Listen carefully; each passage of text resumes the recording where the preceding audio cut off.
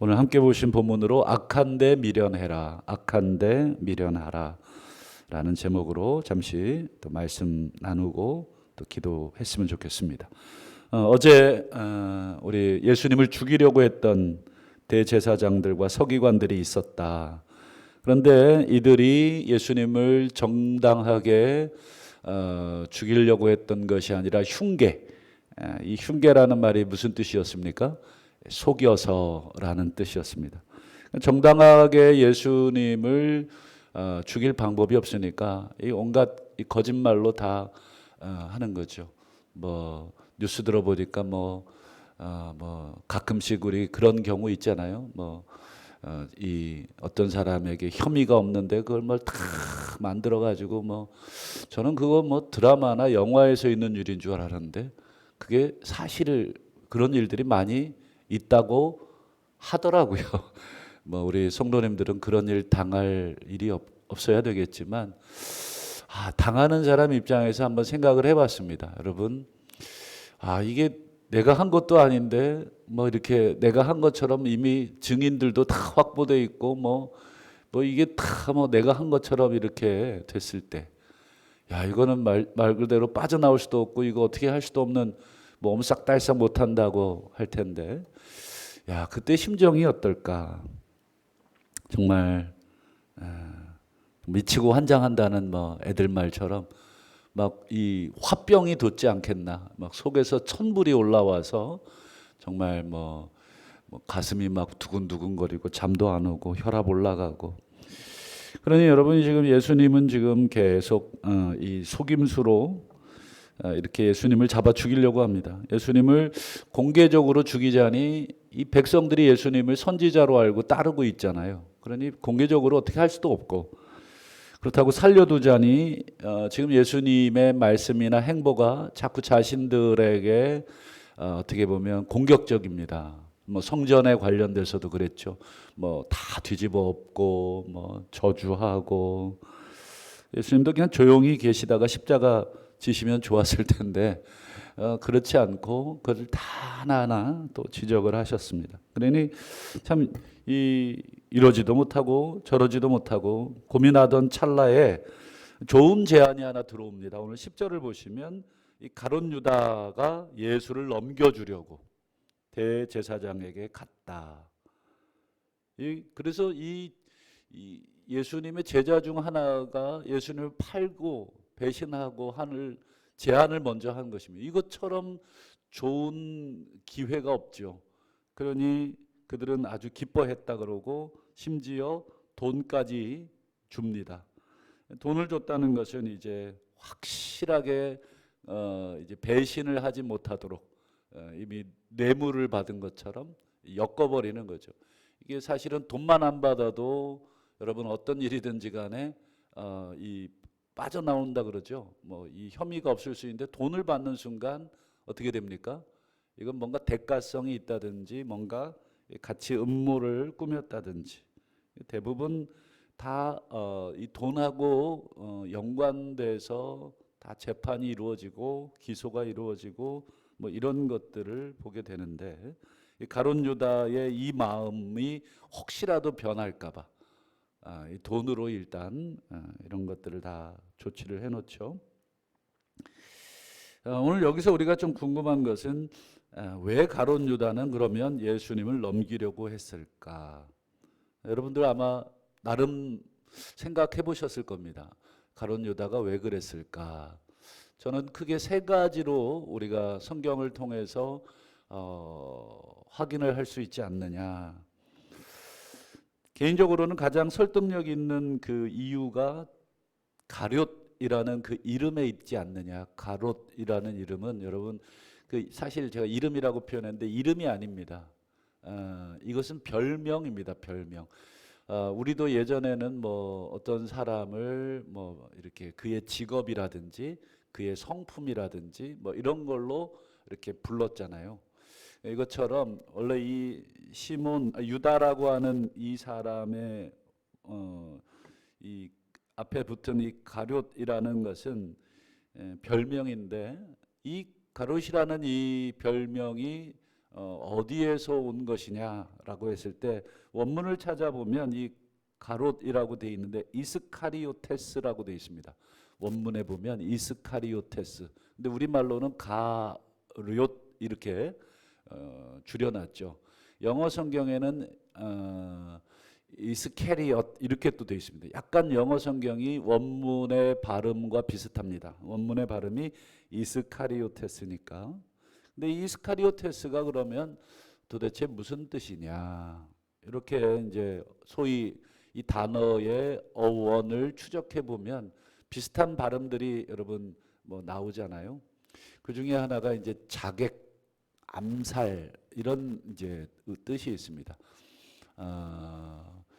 그도 그럴 것이 예수님의 제자들 중에는 여러분 아시는 것처럼 열심당원이 있었습니다. 열심당원이라는 게 말 그대로 하나님께 열심이란 뜻도 있지만 뒤집어 말하면 이 독립투사들이란 뜻입니다. 우리도 왜 일제시대 뭐 독립투사들 있지 않습니까? 뭐 안중근이라든지 뭐 좀 독립운동하는 사람들 중에도 여러 부류가 있는데 어떤 분은 뭐 자금을 대는 쪽으로 조용하게, 또 어떤 분들은 뭐 어떤 뭐 집단적인 행동을 해야 될 때 뭐 태극기를 들고 나가다든지 뭐 이런 것도 하고, 또 어떤 분들은 정말 조금 더 성격이 굉장히 화끈해가지고 나는 이러고는 못 살아 그래가지고 뭐 진짜 무기를 들고 뭐 암살을 한다든지. 예수님 제자들 중에도 여러 부류가 있었고, 예수님 제자들뿐 아니라 예수님 시대에 대부분의 사람들은 로마의 식민지로부터 벗어나야 된다. 그것은 단순히 자유를 원해서 일 뿐 아니라 자유도 필요했지만 더 근본적으로는 신학적 이유가 더 컸습니다. 이유는 우리는 하나님의 자녀인데 어찌 이방인들에 의해서 우리가 지배를 받을 수 있겠느냐라고 하는 신앙적 이유 때문에라도 그들은 속히 로마로부터 벗어나고 싶어 했습니다. 그래서 로마로부터 벗어나는 방법이 뭐 외교적인 방법도 있고 군사적인 방법도 있고 또 신앙적인 방법도 있는데, 여러분 확실한 방법은 뭐냐면 내 손으로 뭔가를 이루려 하는 것이 제일 확실하겠죠. 그래서 그 당시에 암살단들이 많이 있었습니다. 그래서 뭐 아시는 것처럼 여러분 이 예수님 체포하러 왔을 때 느닷없이 베드로가 칼을 꺼내잖아요. 그게 무슨 뜻이겠습니까? 체포하러 올 줄로 알고 내가 칼을 준비한 게 아닙니다. 예수님 따라다니면서 계속 칼을 옆에 꽂고 다닌 것입니다. 그러니까 언제든지 이 칼을 쓸 일이 필요하면 칼을 쓰겠다 이런 뜻이었습니다. 베드로도 그랬다면 뭐 여러 그 중에 이제 더 과격한 이 제자들은 더 그렇습니다. 여기서 가룟 유다도 그런 사람, 속히 칼과 무력으로 이 자신의 이스라엘 하나님의 나라를 회복시키려고 했던 사람. 그런데 예수님을 한 3년 따라다녀 보니까 처음에는 기적도 일으키시고 하나님 나라도 얘기하시고, 야 드디어 우리가 꿈꾸던 그 메시아이구나 생각하고 따라다녔는데 계속 하시는 행동이나 행보들이 반 로마적인 게 아니라 굉장히 친로마적인 발언도 많이 하시고, 그리고 뭐 이렇게 무력을 쓴다든지 하는 게 아니라 뭐 참으라 그러고 칼을 뭐 쓰지 말라 그러고 또 뭐 낮아지라 그러고 섬기라 그러고 뭐 이상한, 한마디로 자신들이 가지고 있던 자기가 가지고 있던 가치나 생각 뜻과는 계속 엇박자가 계속 나고 있는 거죠. 그래서 3년 끝에 지금 예루살렘에 지금 최종적으로 함락을 하러 가는 줄로 생각하고 왔는데 예루살렘에 들어와서도 어떻습니까? 계속 오히려 성전을 막 매매하는 사람 없고, 그리고 막 야단치고 뭐 이 정도가 다지 어떤 정치적인 군사적인 행동을 하지 않고 있기 때문에 넘기지 않았느냐. 이것도 어디까지나 가설입니다. 어떻게 추측을 해보는 것이죠. 또 두 번째 이유가 또 현실적인 이유가 있습니다. 돈 때문이었을 것이다. 오늘도 지금 돈을 받았잖아요. 그리고 실제로 마가는 기록하고 있지 않지만 요한복음 12장 6절을 한번 보시면 뭐라고 되어 있습니까? 그는 도둑이라. 예수님 제자들 무리에서 그가 회개를 맡았던 것 같습니다. 회개를 맡았다는 것은 신임이 두텁다는 뜻입니다. 근데 여러분, 이 견물생심 뭐 잘하는 단어잖아요. 그러니까 이 돈을 자꾸 만지게 되면 이게 욕심이 들어가게 됩니다. 제가 예전에 한번 간증했던 것 같은데, 제가 아는 아주 신실한 안수 집사님이 이제 교회 회계를 오랫동안 맡으셨어요. 한 십몇 년을. 그러다 보니까 이 돈의 흐름이나 어떻게 결제가 이루어지는 거, 그 다음에 이렇게 했는데도 잘 모르는 거를 이 10년 이상 재정부에 있다 보니까 경험적으로 체득을 한 것입니다. 아, 이렇게 하면은 잘 모르는구나. 처음에는 뭐 작은 거 한번 해봤겠죠. 근데 뭐 이게 알고도 그냥 덮어줬을 수도 있지만 또 모르고 그냥 지나가는 경우도 있잖아요. 그러니까 이분이 점점 간이 배 밖으로 튀어나오기 시작한 것입니다. 그러더니 결국은 이제 돈을 조금씩 뭐 한 방에 큰 돈이 아니라 조금씩 계속해서 그동안 이제 그거를 이제 걸린 거죠, 소위.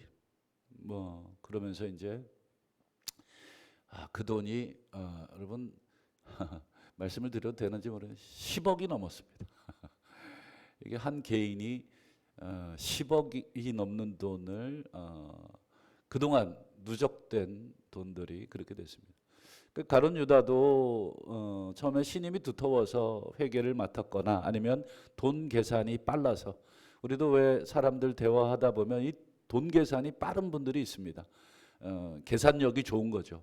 그래서 뭐 척척 그러면 이거 얼마 이렇게 그 계산이 타닥탁 나오는 분들이 있고, 또 어떤 분들하고 대화하다 보면 도대체 이게 계산이 이게 되는 분인가 안 되는 분인가 잘 안 되는 그런 분도 계시고, 그러니까 이게 여러 부류가 있지 않습니까? 그 가룟 유다는 아마 계산도 잘했고 뭐 이런 면에서 또 화끈하고, 여기 보면 도둑이라 돈깨를 맡았고 거기 넣은 것을 훔쳐갑니다. 예수님 시대에 예수님을 후원하는 사람들이 많이 있었을 겁니다. 왜냐하면 예수님 중심으로 지금 이스라엘을 회복할 것이라는 기대감에 많은 사람들이 예수님을 따라가지 못했어도 헌금도 하고 또 후원금도 내고 또 먹고 자고 하는 부분의 비용을 다 감당을 이제 그렇게 한 것이죠. 근데 이제 더 이상 예수님 따라다녀도 돈이 안 된다고 생각했었을지도 모르겠습니다. 그리고 어제 우리가 살핀 것처럼 한 여인이 향유를 막 뭐 이렇게 부어드렸잖아요. 근데 막 허비한다고 막 낭비한다고, 요한복음에 보면 그 말을 한 사람이 가룟 유다입니다. 가룟 유다는 저 돈 계산해 보면 야 저거 300데나리온 이상 판매하고 저 수입을 내가 관리해서 또 어떻게 할 수 있을 텐데, 근데 예수님이 보니까 그걸 다 그냥 자기 머리에 그냥 갖다 붓는데도 말리지도 않고, 자기가 봤을 땐 저 돈 다 자기 주머니에 지금 찰 수 있는 돈인데 저거 낭비가 되고 있고, 야 이거 이제 예수님 따라다니자 더 이상 콩고물도 없고 뭐 그래서 팔지 않았느냐, 이것도 하나의 추측이고요. 또 마지막 이유도 있습니다. 누가복음 22장 3절인데요. 이것도 뭐 가장 강력한 이유 중에 하나입니다. 끝에 보시면 유다에게 누가 들어갔습니까? 사탄이 들어갔다 이렇게 되어 있죠. 누가복음 22장 3절입니다. 이것도 뭐 설명하려면 길니까 이건 시간상 뭐 생략을 하겠습니다. 좌우간 밖으로는 대제사장들과 서기관들이 예수님을 노리고 있고, 안으로는 가룟 유다가 지금 예수님을 배반하고 넘겨줄 기회를 계속 노리고 있고, 또 궁극적으로는 지금 사탄이 가룟 유다 안에 들어가서 지금 그 음모에 지금 계속 불을 지피고 있습니다. 아마 대제사장들은 자기들이 죽일 수 있다고 믿었을 것이고, 가룟 유다는 내가 내부자니까 내부 정보 이용해서 얼마든지 예수님의 행로라든지 다음 경로라든지. 그래서 여러분 왜 우리 암살할 때 제일 중요한 게 경로거든요. 그 대통령이 어디 방문하거나 이동할 때 여러분 그 경로가 여러 가지 시나리오를 가지고 있거든요. 그래서 경로가 노출되지 않게 합니다. 왜냐하면 암살하는 자들에게 그 경로는 대단히 중요하니까. 근데 가룟 유다는 지금 예수님의 경로를 다 알고 있고 어디서 주무시고 또 누구네 집에서 식사하는 것들 뭐 이런 것들을 다 알고 있으니까 가룟 유다 입장에서는 자기가 제일 예수님을 죽이는데 제일 좋은 위치에 있다 생각했을 것이고. 하지만 여러분 우리가 예수님의 죽음과 관련해서 우리가 오늘 놓치지 않아야 될 더 중요한 관점이 있습니다. 세상 사람들은 예수님이 정치적으로 죽은 것으로 이해할 수 있지만 요한복음 10장 17절과 18절을 보시면 예수님께서 친히 하신 말씀인데요. 내가 내 목숨을 버리는 것은 내게서 빼앗는 자가 있어서 그렇게 내가 목숨을 잃은 게 아니다. 내가 스스로 버리노라. 나는 버릴 권세도 있고 다시 얻을 권세도 있다. 한마디로 지금 예수님이 죽으시는 것은 전부 다 당신의 스스로의 결정이다. 더 나아가서는 하나님의 뜻이다. 뜻과 계획에 따라 나는 아버지의 뜻에 따라 내 스스로 내 목숨을 버린다. 그렇다면 대제사장들이나 서기관들이 죽이려고 했던 것, 가룟 유다가 예수님을 죽이려고 팔아버렸던 것을 여러분 이 예수님의 말씀의 관점에서 다시 해석해 보면 이들의 인생이 굉장히 안타까운 인생이다. 어차피 예수님은 죽으실 것인데 거기에다가 내가 지금 숟가락을 하나 더 얹은 것이 됩니다. 근데 그 숟가락 얹은 것이 어떻게 보면 참 개인에게 있어서 패착이 되는 것이죠. 인자는 자기에 대하여 기록된 대로 가거니와, 이게 예수님 말씀이에요. 나는 기록된 대로라는 말은 구약 성경대로 이런 뜻입니다. 무조건 기록되었으되라고 하는 말은 구약을 인용하고 구약에 나온 말대로 이럽니다. 예수님은 나에 대해서 구약에 기록된 대로 간다. 하지만 인자를 파는 그 사람에게는 화가 있으리로다. 그러면서 그 뒤에 하신 말씀이 뭐냐면 차라리 태어나지 아니하였더라면 제게 좋을 뻔하였느니라. 여러분 이런 말까지 들어야 되는 그 가룟 유다의 신세가 된 것입니다. 차라리 태어나지 않았더라면 너에게 차라리 낫을 텐데 너 왜 태어나서 네가 하지 않아도 될 일에 왜 네가 나서서 나는 네가 나서지 않아도 기록된 대로 나는 간다. 그리고 나는 스스로 내 목숨을 내놓는 것이지 네가 판다고 내 목숨이 버려지는 것도 아니다. 대제사장들과 서기관들이 나를 죽이려고 흉계를 꾸민다고 내가 죽은 것이 아니다. 너무 안타까운 인생이 되온 것입니다. 하나님의 구원 계획을 모르니 자기들 손으로 예수 그리스도를 죽이려고 했던 것. 결과적으로 이들은 어떤 사람이 된 것이냐면 하나님을 대적하는 자들이 됩니다. 여러분 초대교회 시절 사도들이 예수님을 대신해서 여러 이적들과 또 복음을 전합니다. 그때도 예수님 때와 똑같이 사도들을 막 죽이고 잡아두고 감옥에 가두고 막 매질하고 막 이런 일들을 막 벌이잖아요. 그때 여러분 그 당시에 랍비였던 가말리엘이라는 뭐 이제 아시는 것처럼 바울의 스승이죠. 이 가말리엘이 한 말을 여러분 기억하실 텐데 한번 화면을 통해서 보여드리면 사도행전 5장 38절 39절입니다. 이 사람들을 상관하지 말고 내버려 둬라. 이 사상과 소행이 사람으로부터 났으면 스스로 무너질 것이다. 이 사상과 소행이라고 하는 건 이제 사도들이 이제 자기들을 통해서 하나님의 나라가 막 이루어지고 복음이 전해지고 막 이런 것들인데 39절 만일 하나님으로부터 이들의 사상과 소행이 난 것이면 너희가 절대 그들을 무너뜨릴 수가 없다. 도리어 하나님을 대적하는 자가 될까 하노라. 여러분, 이 가말리엘의 이 말이 어떻습니까? 지금 사도들의 행적을 가만 보니까 기적이 일어나고 뭐 안진뱅이가 일어나고 뭐 병자들이 치유되고 복음을 막 전하고, 지금 비록 내 눈에는 거슬리고 내 뜻에는 안 맞고 저건 제거돼야 될 사람이라고 생각이 되지만, 결과론적으로 그들의 여러 가지 모습들이 헷갈리는 것입니다.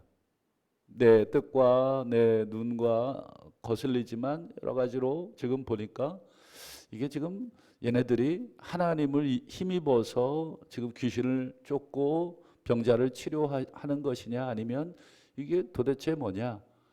자신들의 이 과거에 했던 예수님의 모습을 보고 귀신의 왕 바알세붑을 힘입어서 귀신을 예수님이 쫓아낸다, 막 자기들 나름대로 막 말도 안 되는 판단을 했지 않습니까?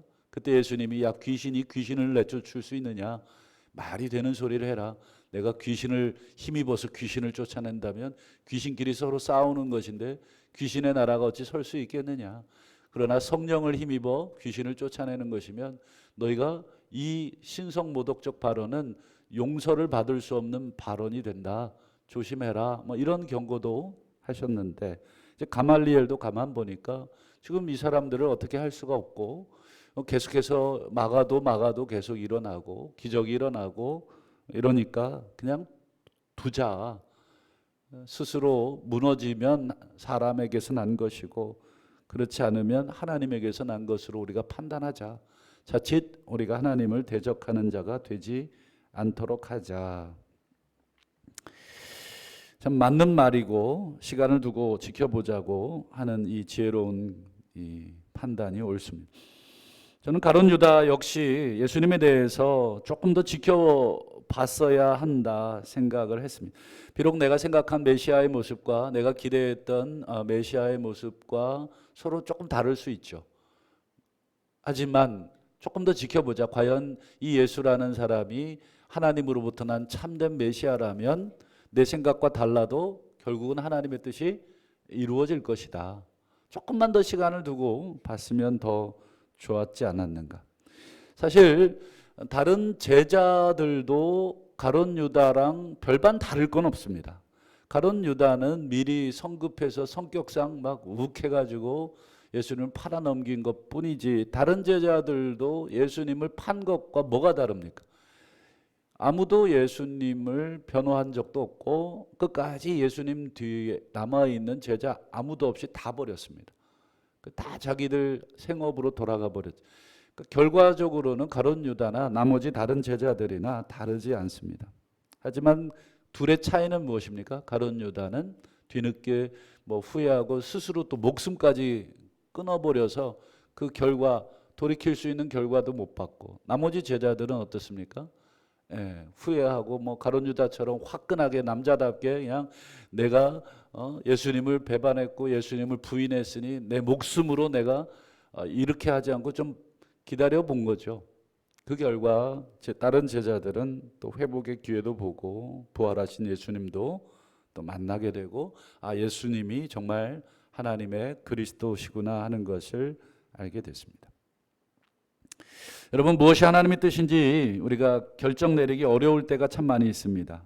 이게 도대체 하나님 뜻이냐 아니냐. 명확한 하나님의 뜻이 기도하라 뭐 하라 하는 몇 가지를 제외하고는 실제적으로 생활하다 보면 여러 가지로 결정하기 어려울 때가 있습니다. 그럴 때 주로 쓸 수 있는 방법 중에 하나가 하나님의 뜻이 뭔지보다 하나님의 뜻이 뭐가 아닌지를 지워가는 방법이 있습니다. 이건 분명히 아니야.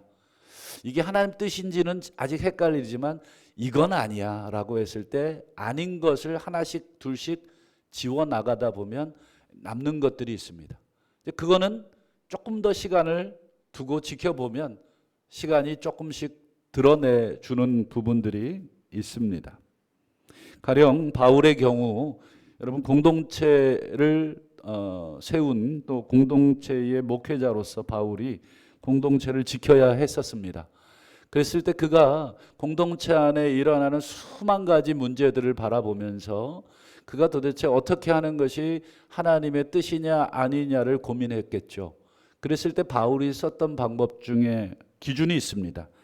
분명한 기준 하나는 공동체에 대한 분명한 기준, 하나님의 뜻이 뭐냐 했을 때 분명한 기준을 로마서 16장 17절에서 우리가 한번 찾아볼 수 있겠습니다. 한번 화면을 보시면 바울이 이런 말을 합니다. 너희가 배운 교훈을 거슬러 분쟁을 일으키거나 거치게 하는 자들, 거치게 한다는 건 성도들을 걸려 넘어지게 한다, 시험에 들게 하는 이런 뜻입니다.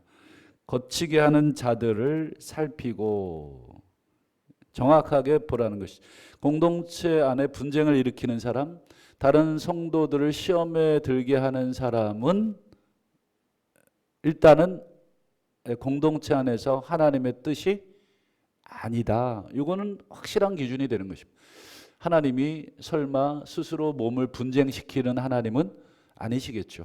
그리고 다른 성도들을 걸려 넘어지게 하는 자들을 그냥 두시는 사랑의 하나님은 또 아니시겠죠.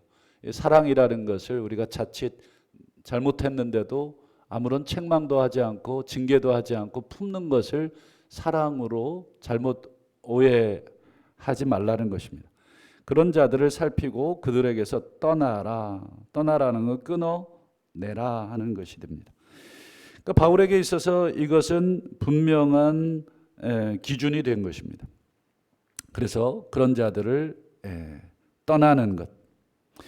그러면서 바울이 16장 19절에 보면 이런 권면을 합니다. 선한 데는 지혜롭고 악한 데는 미련하기를 원하노라. 뭐가 선하고 뭐가 악한지, 선하다고 판단되건 지혜롭게 행하고 악하다고 판단된 건 악한 데는 미련하기를 원하고 선한 데는 지혜롭기를 원한다. 근데 우리가 문제는 악한 데 선한 데를 이게 거꾸로 할 때가 많이 있다는 것이죠.